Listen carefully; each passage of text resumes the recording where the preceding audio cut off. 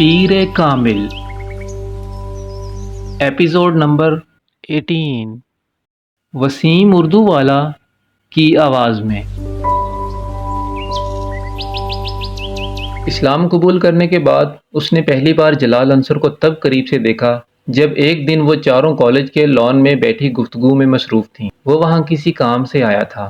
رسمی سی Alex league کے بعد وہ زینب کے ساتھ چند قدم دور جا کھڑا ہوا تھا۔ امامہ اس کے چہرے سے نظریں نہیں ہٹا سکی۔ ایک عجیب سی مسرت اور سرخوشی کا احساس اسے گھیرے میں لے رہا تھا۔ وہ چند منٹ زینب سے بات کرنے کے بعد وہیں سے چلا گیا۔ امامہ اس کی پشت پر نظریں جمائے اس وقت تک اسے دیکھتی رہیں جب تک وہ نظروں سے اوجھل نہیں ہو گیا۔ اس کے ارد گرد بیٹھی اس کی فرینڈز کیا باتیں کر رہی تھیں، اسے اس وقت اس کا کوئی احساس نہیں تھا۔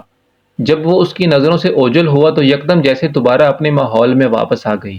جلال انصر سے اس کی دوسری ملاقات زینب کے گھر پر ہوئی تھی۔ اس دن وہ کالج سے واپسی پر زینب کے ساتھ اس کے گھر آئی تھی۔ زینب کچھ دنوں سے ان سب کو اپنے ہاں آنے کے لیے کہہ رہی تھی۔ باقی سب نے کوئی نہ کوئی بہانہ بنا دیا تھا، مگر امامہ اس دن اس کے ساتھ اس کے گھر چلی آئی تھی۔ اس کے گھر آ کر اسے عجیب سے سکون کا احساس ہوا تھا۔ شاید اس احساس کی وجہ جلال انصر سے اس گھر کی نسبت تھی۔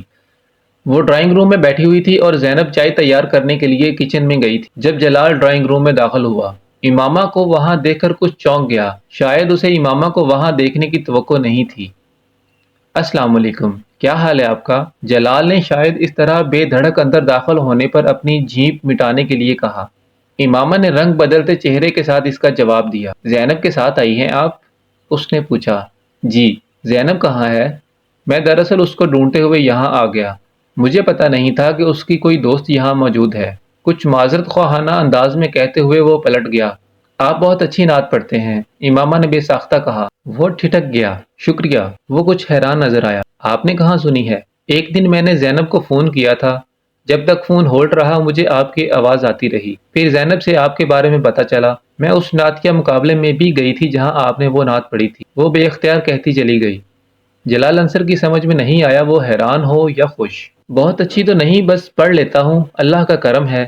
اس نے حیرت کے اس جھٹکے سے سنبھلتے ہوئے سفید چادر میں لپٹی اس دبلی پتلی دراز قامت لڑکی کو دیکھا جس کی گہری سیاہ آنکھیں کوئی بہت عجیب سا تاثر لیے ہوئے تھیں۔ اپنی آواز کی تعریف وہ بہت سو سے سن چکا تھا، مگر اس وقت اس لڑکی کی تعریف اس کے لیے قدرے غیر معمولی تھی، اور جس انداز میں اس نے یہ کہا تھا وہ اس سے بھی زیادہ عجیب۔ وہ پلٹ کر ڈرائنگ روم سے باہر نکل گیا۔ وہ ویسے بھی لڑکیوں سے گفتگو میں مہارت نہیں رکھتا تھا، اور پھر ایک ایسی لڑکی سے گفتگو جس سے وہ صرف چہرے کی حد تک واقف تھا۔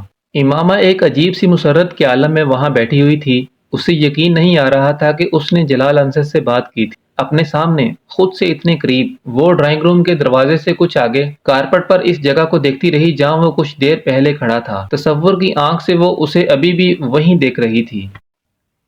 ان کی اگلی ملاقات ہاسپٹل میں ہوئی۔ پچھلی دفعہ اگر امامہ دانستہ طور پر زینب کے گھر گئی تھی تو اس بار یہ ایک اتفاق تھا۔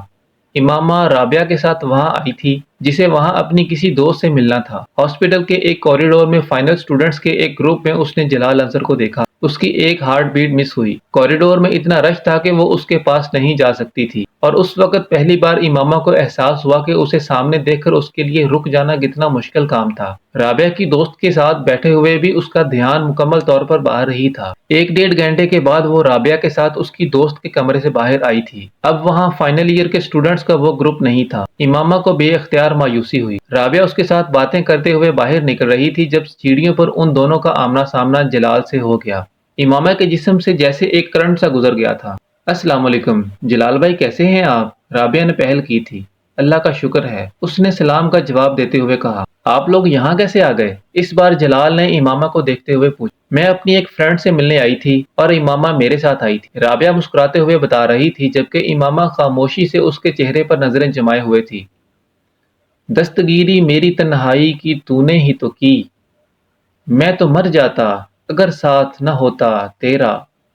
اس کی آواز سنتے ہوئے وہ ایک بار پھر ٹرانس میں آ رہی تھی۔ اس نے بہت کم لوگوں کو اتنے شائستہ لہجے میں اردو بولتے ہوئے سنا تھا جس لہجے میں وہ بات کر رہا تھا۔ پتہ نہیں کیوں ہر بار اس کی آواز سنتے ہی اس کے کانوں میں اس کی پڑی ہوئی وہ نعت گونجنے لگتی تھی۔ اسے عجیب سا رشک آ رہا تھا اسے دیکھتے ہوئے۔ جلال نے رابعہ سے بات کرتے ہوئے شاید اس کی محویت کو محسوس کیا تھا، اسی لیے بات کرتے کرتے اس نے امامہ کی طرف دیکھا اور مسکرایا۔ امامہ نے اس کے چہرے سے نظریں ہٹا لیں۔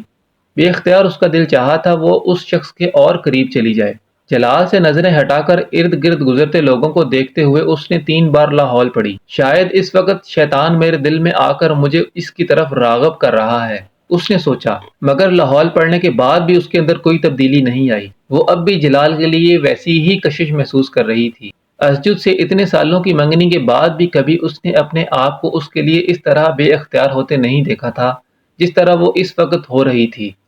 وہاں کھڑے اسے پہلی بار جلال سے بہت زیادہ خوف آیا۔ میں کیا کروں گی اگر میرا دل اس آدمی کو دیکھ کر اسی طرح بے اختیار ہوتا رہا؟ آخر اسے دیکھ کر مجھے، اس نے جیسے بے بسی کے عالم میں سوچا، میں اتنی کمزور تو کبھی بھی نہیں تھی کہ اس جیسے آدمی کو دیکھ کر اس طرح اس نے اپنے وجود کو موم کا پایا۔ بھائی آپ فارغ ہیں؟ اس رات زینب دروازے پر دستک دیکھ کر جلال کے کمرے میں داخل ہوئی۔ ہاں آ جاؤ۔ اس نے اسٹڈی ٹیبل پر بیٹھے بیٹھے گردن موڑ کر زینب کو دیکھا۔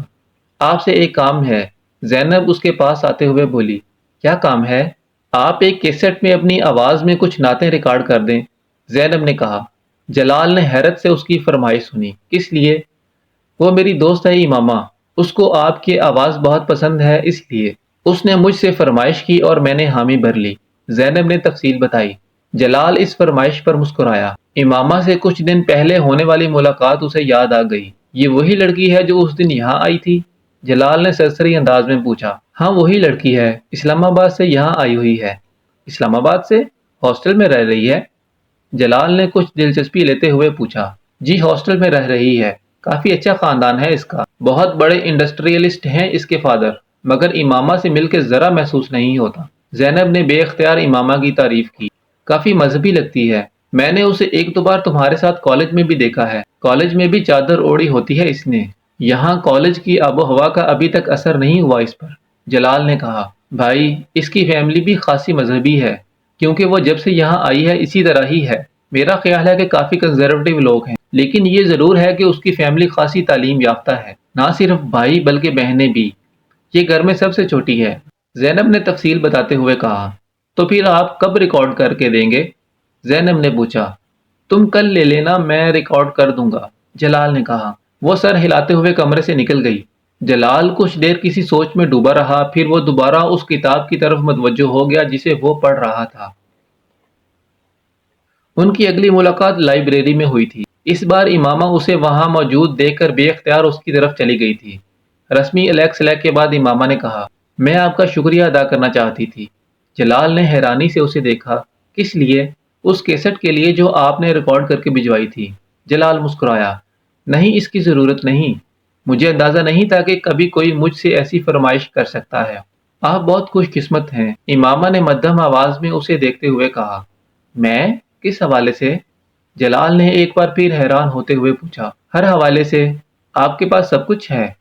آپ کے پاس بھی تو بہت کچھ ہے۔ وہ جلال کی بات پر عجیب سے انداز میں مسکرائی۔ جلال کو شبہ ہوا کہ اس کی آنکھوں میں کچھ نمی نمودار ہوئی تھی، مگر وہ یقین سے نہیں کہہ سکتا۔ وہ اب نظریں جھکائے ہوئے تھی۔ پہلے کچھ بھی نہیں تھا، اب واقعی سب کچھ ہے، جلال نے مدھم آواز میں اسے کہتے سنا۔ وہ نہ سمجھنے والے انداز میں اسے دیکھنے لگا۔ آپ اتنی محبت سے رسول صلی اللہ علیہ وسلم کا نام لیتے ہیں تو میں سوچتی ہوں کہ… اس نے اپنی بات ادھوری چھوڑ دی۔ جلال خاموشی سے اس کی بات مکمل ہونے کا انتظار کرتا رہا۔ مجھے آپ پر رشک آتا ہے۔ چند لمحے بعد وہ آہستہ سے بولی۔ سب لوگوں کو تو اس طرح کی محبت نہیں ہوتی جیسی محبت آپ کو حضرت محمد صلی اللہ علیہ وسلم سے ہے۔ ہو بھی جائے تو ہر کوئی اس طرح اس محبت کا اظہار نہیں کر سکتا کہ دوسرے بھی رسول صلی اللہ علیہ وسلم کی محبت میں گرفتار ہونے لگیں۔ محمد صلی اللہ علیہ وسلم کو بھی آپ سے بڑی محبت ہوگی۔ اس نے نظریں اٹھائیں۔ اس کی آنکھوں میں کوئی نمی نہیں تھی۔ شاید مجھے وہم ہوا تھا، جلال نے اسے دیکھتے ہوئے سوچا۔ یہ میں نہیں جانتا، اگر ایسا ہو تو میں واقعی بہت خوش قسمت انسان ہوں۔ میں تو صرف یہ جانتا ہوں کہ مجھے واقعی حضور اکرم صلی اللہ علیہ وسلم سے بڑی محبت ہے۔ مجھ جیسے لوگوں کے لیے اتنا ہی کافی ہے، ہر ایک کو اللہ اس محبت سے نہیں نوازتا۔ وہ بڑی رسانیت سے کہہ رہا تھا۔ امامہ اس کے چہرے سے نظریں نہیں ہٹا سکی۔ اسے کبھی کسی شخص کے سامنے اس طرح کا احساس کمتری نہیں ہوا تھا جس طرح کا احساس کمتری وہ جلال انصر کے سامنے محسوس کرتی تھی۔ شاید میں بھی نعت پڑھ لوں، شاید میں بھی بہت اچھی طرح اسے پڑھ لوں، مگر میں جلال انصر کبھی نہیں ہو سکتی، کبھی بن ہی نہیں سکتی۔ کبھی میری آواز سن کر کسی کا وہ حال نہیں ہو سکتا جو جلال انصر کی آواز سن کر ہوتا ہے۔ وہ لائبریری سے نکلتے ہوئے مسلسل مایوسی کے عالم میں سوچ رہی تھی۔